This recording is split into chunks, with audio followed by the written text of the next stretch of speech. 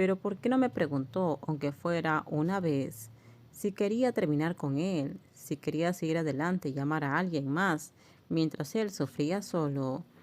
Solo pensar en él viéndome hacer eso destrozaba mi corazón. Estaba desolado porque las cosas habían llegado a esto.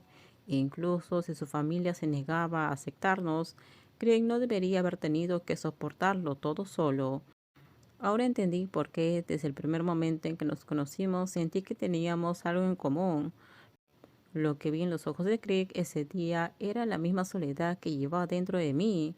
Creció en una familia aparentemente perfecta, pero tuvo que reprimir y ocultar partes de sí mismo para mantener esta ilusión. Enterré mi rostro en mis manos y lloré. Hora después, el doctor finalmente salió e informó a la familia de Crick. Crick seguía en coma, no había forma de saber cuándo o si despertaría. Escuché a Rose transmitir la noticia, sintiéndome entumecido.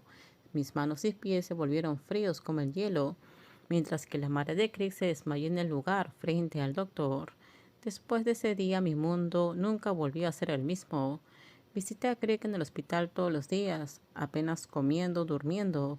Preguntaba en secreto a las enfermeras o a Rose sobre su condición, siempre cuidando en encontrarme con su padre. Realmente me despreciaba, sus palabras eran brutales, cada frase cargada de desprecio. No importa cuánto intentara endurecerme contra eso, aún dolía.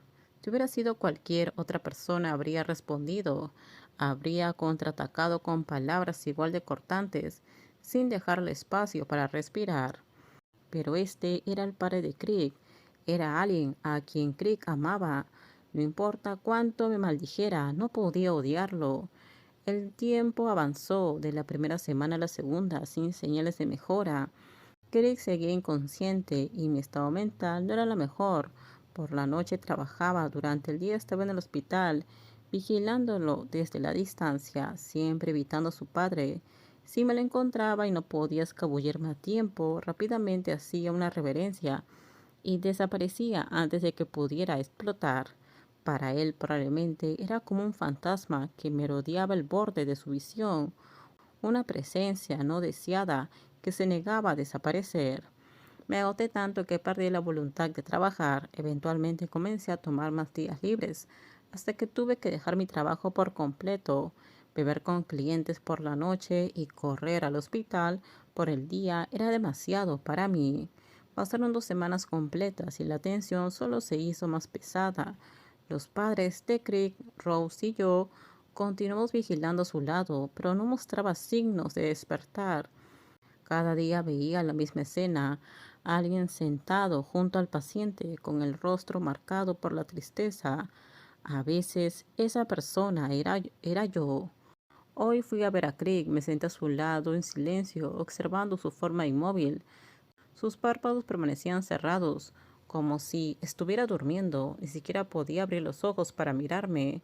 Había leído en alguna parte de que los pacientes en coma podrían recuperar la conciencia más rápido si sus seres queridos interactuaban con ellos a través del tacto, la conversación o incluso tocando música familiar.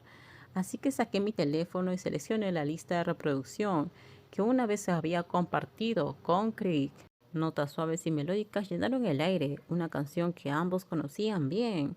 La melodía familiar calentó mi corazón y me hizo pensar en todos los momentos que habíamos compartido. Craig, ¿recuerdas esta canción? Susurré. Pasé tanto tiempo eligiendo esta canción antes de enviártela. Tragué con fuerza, mi voz apenas era firme. Extraño tanto tu voz, por favor, despierta y háblame. Tomé la mano de Craig, la suya era más grande que la mía, aún cálida con vida. Mi voz tembló mientras las emociones surgían dentro de mí. Prometiste que siempre estarías ahí para mí. Todavía tenemos tantas cosas que queríamos hacer juntos. Incluso te prometí que intentaría mejorar las cosas para nosotros. Y un día, si puedo, volveré y terminaré mi carrera y me convertiré en arquitecto. Tienes que estar ahí para ver ese día. Presioné mi mejilla contra su mano. Quería un futuro con él. Quería que fuéramos parte de la vida del otro, no solo un recuerdo. Una vez dijiste que si alguna vez quería pedirte algo, solo debía decirlo. Bueno, ahora te lo pido. Despierta, Crick, por favor. No pediré nada más. Todo terminamos. Déjenme sus comentarios ustedes qué opinan sobre este spoiler. Por favor, si gustó el video, dale me gusta, suscríbanse. Bye bye.